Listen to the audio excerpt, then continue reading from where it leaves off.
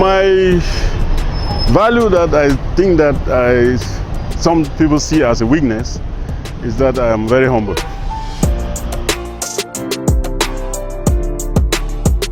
I don't want to leave enemies if I'm to leave Fundong Council.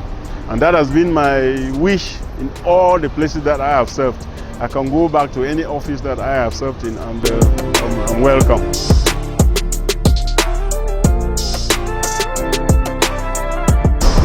I am Denis Awoh Ndang, the mayor of Fundong. I want to thank you for having me on board.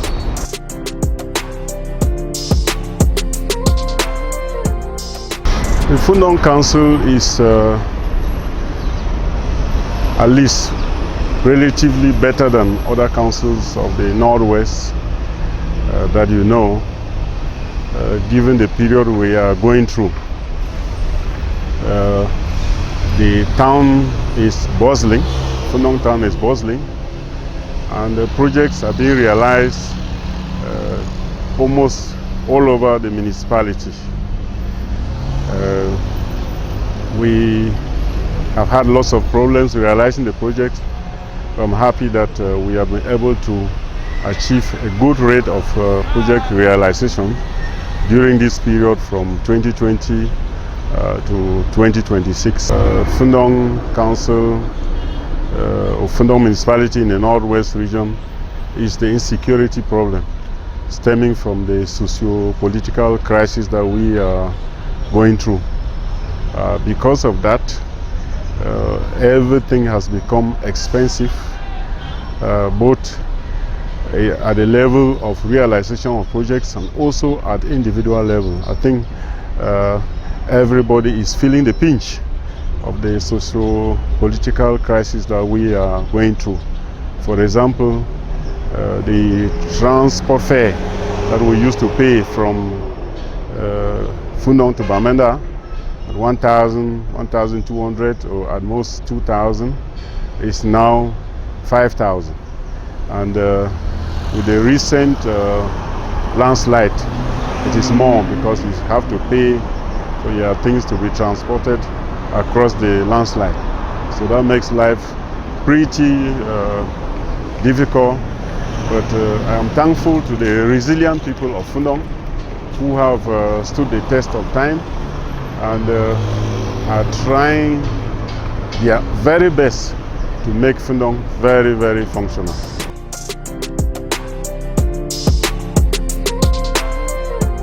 Yes, the council has had funding from various funding bodies, starting with the public investment budget. We have had projects executed under the presidential plan for the reconstruction and development of the Northwest and the Southwest.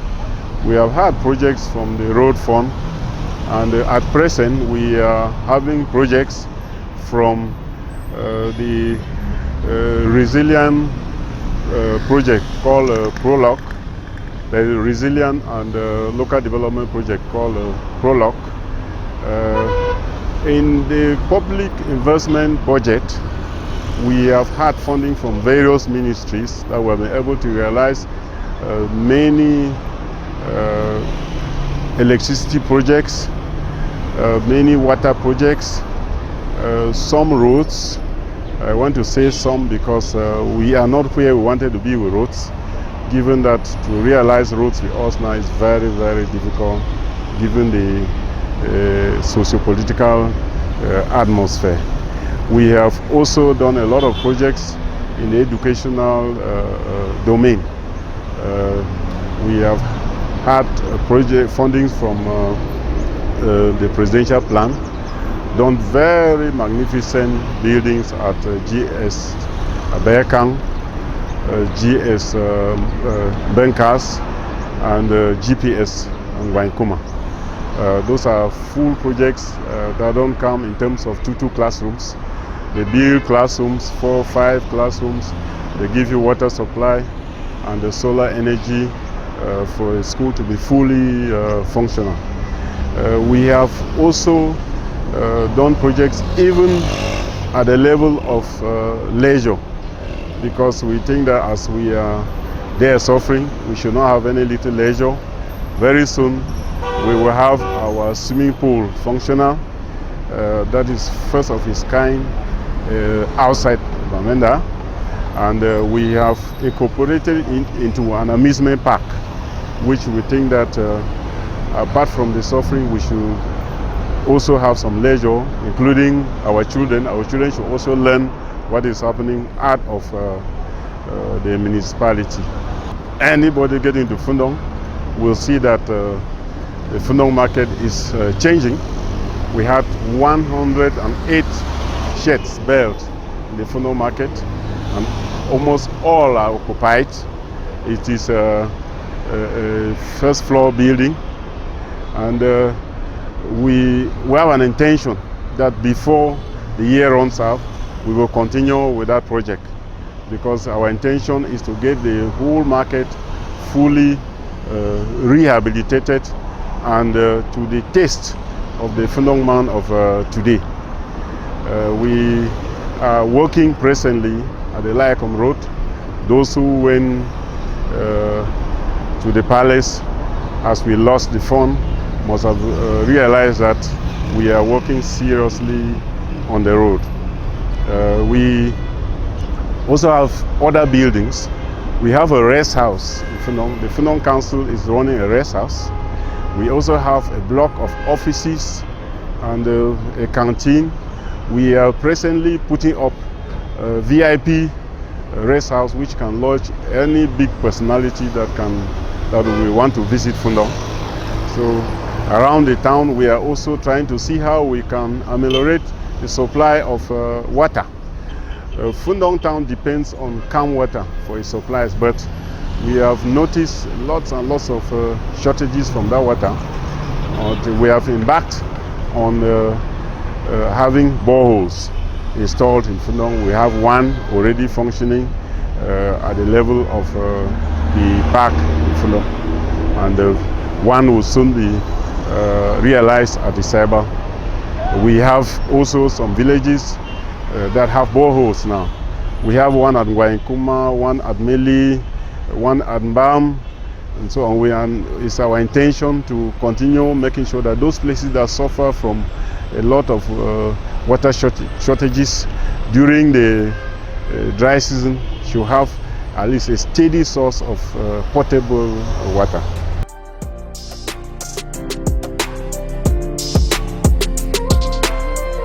In Koine landslide that just occurred, unfortunately, it is not under the competence of the Fundong Council, but I want to describe it as somebody of the engineering field. That road, the Bamboo Fundong Road, right away, is a regional road, so it is at the competence of the regional assembly, the Northwest Regional Assembly. Now, the landslide, as we know, happened. Big landslide happened 2 years ago, more than 2 years ago, and something was done there. But I want to say that it was done according to the means that were available, not according to what was really required at that place. So when the contractor started working there, he showed signs of yielding again. The landslide had to show signs of coming back again. So that work was stopped, and some studies were done again, and more funds were added. In fact, what is there today, what they are doing there today, costs 700 million. And the structure that will be there will be able to withstand the road, the traffic on that road, the weight of the traffic on that road. I know many people have various ideas, but you can always do a road anywhere. You can even do flyovers from Ginicom to Fundong and so on. But our limiting factor is always the finances. as we know. So we have to make do with what the state is providing for that road. Another problem has been that of having a diversion. I think our minds quickly go to the Ginikom Yang Alim Road, which many people think that it can serve as a diversion. But I want to say that that road also has its own problems, because it has a bridge to be built, but the bridge could be done. That is not the real hindrance. But the real hindrance is it has a very steep hill after Yang, going up to Amang. And if you go there now, you see water running everywhere. From the Ejim hills, water is running everywhere, and it will be difficult to control that water at this period. The very day that we had a big landslide at Koina, there was a similar landslide at Amang, blocking that road. And so if we are saying anything about that road as a diversion, to me, it will be something like a short-term or seasonal, only functional during the dry seasons, which the period which we don't have the landslide. If we want to talk of an alternative route, we should be thinking of leaving Fundong through Ndio, through Mgeni, through Majang, to come out somewhere at Bingo. That's when we can talk of a real alternative route to the one we have. But I think that if proper work is done on the Koine stretch, we will have a road. And then we have to come in as a council to see how we can do planting of eucalyptus trees the whole of that hill, which means that all those farming there will have to stop, so that we do planting of only trees. We will plant eucalyptus trees which drink a lot of water. That place can be stabilized. But if we think that we will just have a diversion as easy as possible, this cannot be the case with Koina. As we are speaking now, the divisional delegation of Public Works is trying to have a diversion that can be ready in the next 2 weeks. But it is not a diversion that you can really be proud of, because it will be a difficult road, only for cars that can ply it. So, but I want to salute the Boyo administration for its prompt action, and the divisional delegation for coming in on time to salvage that stretch of the road. But I want to say that before the landslide happened, they had already started working on a new project. So it's not as if the new project provoked the project. The project was already there. The new project was there. Sorry, the landslide did not provoke the project. The new project started before. If we looked at the pictures that day, we'll see that there was already a foundation. And I think we are praying that the contractor will accelerate the works as much as possible, so that they can be completed on time for us to come out of the suffering.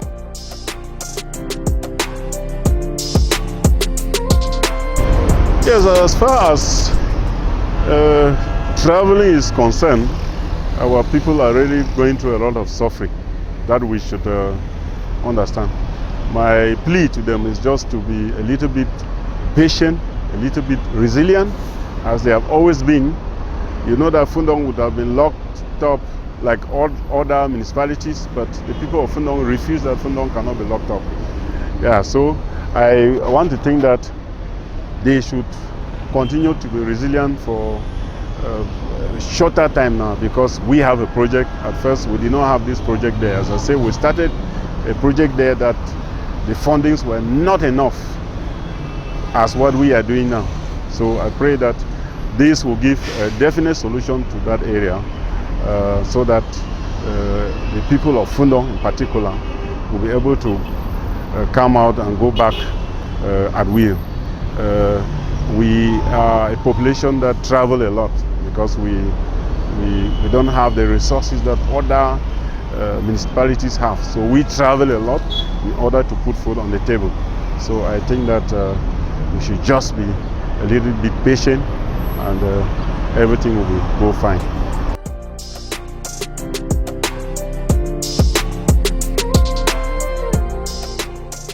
Well, if the results were doctored somewhere, they were never doctored in Fundong. Yeah, so I want to make that crystal clear. Fundong people came out. Fundong people voted as they wished. They voted as their opinion showed them, and their opinion was counted. We can just pray that they should look at where development is coming from and vote in that line. Because if they go and vote just for voting sake, or just to remove some people, it will not help them. As for registration, we are trying our best to make sure that people register.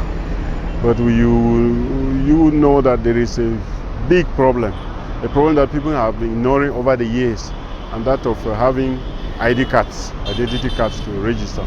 So we are trying to do identity cards for those we can, so that they register. That is, within these 5 years, many children who were 16, 17, 19 are now 20, more than 20 years old, and they have to cast their vote to choose the leader of their choice.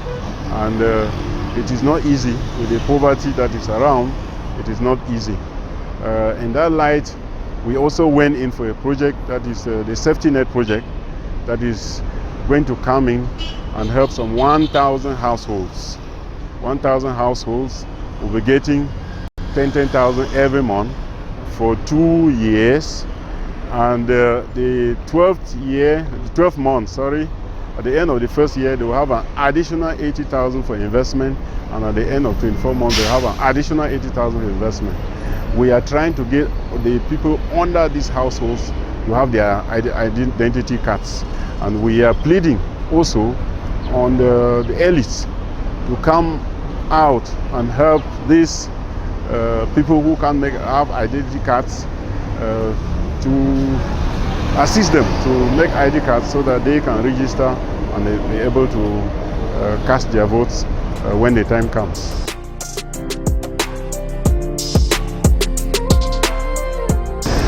Well, we always say that the future belongs to the youth. Whether we like it or not, it's true that the future belongs to the youth, because in maybe 10, 20 times, some of us will not more be on the scene, will not even be alive maybe. We hope that we go as we come, and so the youths will be the ones to take over. Now, if the youths are going to take over, what should they do? They should prepare themselves today to take over. Yeah, so they should prepare themselves by learning trades, by coming together for appeasement, making sure that they don't involve themselves in so many drugs that we see around today. We have all sorts of drugs today. In the past, we used to talk of banga as the drug that we knew. But today, you have some they call sakwa, as you know, or onansang, as we call in the village, which has become a normal thing. That drug, I am not totally condemning it, but it's for those who might have something like terminal diseases. But when you see a young man involving into that, and also the consumption of tramadol, you start pitying the youths of today, because that attitude will not lead them the right way. When you have a sporting event like was in Yaoundé the other day, I felt very happy that youths can come together, express themselves joyfully, and not necessarily win the match, but to participate in those tournaments. My regret goes to those who are, especially in the Fundong municipality this year, because the tournament that I started as a personal initiative more than 20 years ago, and it later became a Fundong Municipality Unity Tournament, could not go ahead this year due to threats on those who were to participate. It is a pity, because if we are threatening people not to come out and show our talents, then tomorrow, how do we win to come back as the female lions are coming back from Morocco? So we need to exhibit our talents, and the only way to exhibit is use every opportunity that is given us.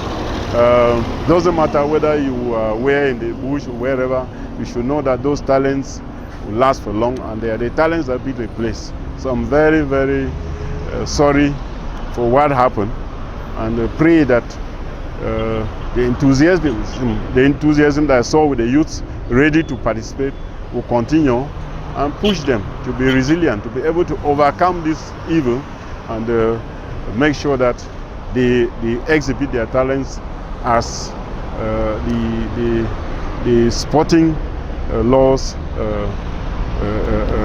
permit.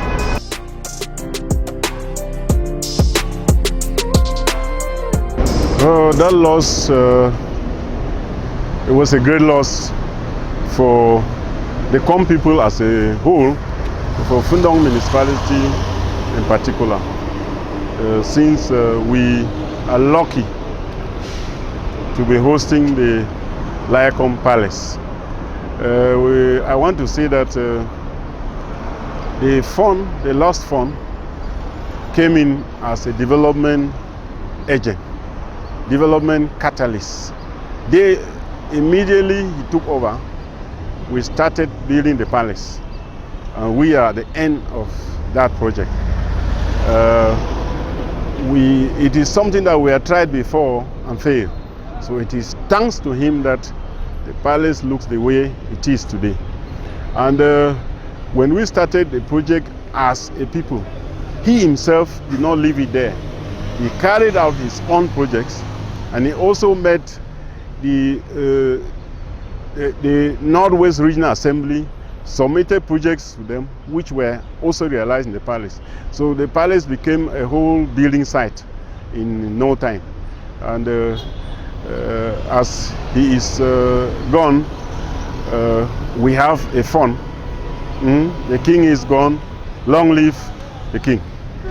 And my prayer is, I know the present fund personally, and I think that he will do more. He will do more than the last fund did, because he's younger, he's knowledgeable, and I pray that he opens up again so that the palace will continue to grow. And now we will not limit ourselves to the palace. We will now move out of the palace to royal compounds. From royal compounds, we will now go even to Kom people. Let Kom people feel that they have a fund.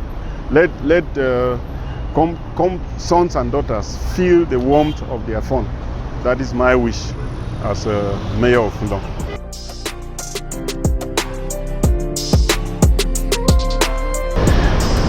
I started smiling again because I have to be very honest with you. My first 3 years as mayor were very, very enjoyable because I could program, I could realize my program. I started realizing my program. But after the third year, you know what happened? It's also 2016. A socio-political crisis stepped in. I want to say that I met the administrative account, if you understand what it means. Administrative account, that is what the council has effectively realized in terms of finances. I made an administrative account of 204 million. And in the third year, I was already at 670 million, which means that we are going to change the status of the council from its category. No, councils have categories. We are going to change from category 4 to 3, and we are going to change to 2. But the unfortunate incidents came in and stopped us. We are still at category 3. And so my wish is still that we can move ahead. Fundong has the potentials to move ahead, and God willing, we can still move ahead. I don't even want to talk of infrastructural projects, which were my wish when I joined the council. I want to talk of the resilience of the people of Fundong during this period. I think you can see that we have done better than others. If we were not thinking that way, Fundong would be like other places. But together with the people of Fundong, we refuse to bow and be like other places. I want to cite one particular aspect of it. You know that the Fundong market in 2018, 2019, it was a hunting ground. People were catching their animals there and filming and showing me the videos and so on. But if you go back to Fundong market today and you want a store, I bet you it will be very difficult for you to get one. So it is the resilience of the people that has kept pushing me to move ahead, because I had to force people to come out of my usual habit and force people to open the market. That was not in my habit, but I found myself there because behind me were people who were saying, no, let's move ahead, let's move ahead. Women were complaining that they were selling at the commercial street. Rain was falling on them and sun was shining on them. But these were shades by the corner that nobody was using. Now, when we just put down the old shades at the commercial street to build what we have there now, magnificent building, the socio-political crisis came in, stopped it, and after some years we came back and were able to realize it. Those are the things, those are the marks that has made us resilient. That is what I think. Even I'm leaving Fundong today, I know that the terrain is level. That's why you find other political parties jogging around today. They want to stand, but because the terrain is level. In those years, the terrain was not level. Most of them came in during election, left, and only came in during another election. And that is not what was in my mind. What was in my mind is to stay and make sure that Fundong is continuous, Fundong is waxing strong. And I'm happy that Fundong is waxing strong today.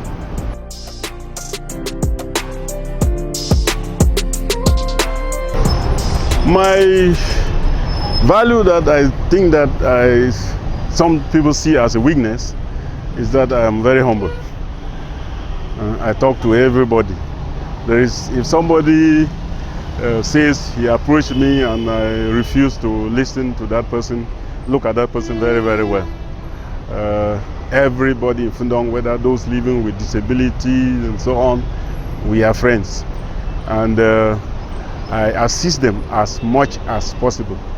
Not beyond my means, I assist them as far as my means can permit me to. So that is me, and I have grown up like that. I inherited it from my father, and I think I still have it today, and I am proud of it. I don't want to leave enemies if I'm to leave Fundong Council. And that has been my wish in all the places that I have served. I can go back to any office that I have served in, and I'm welcome. I want to do the same, that when I come back to Fundong, when I'm no more in the office, I should be welcome.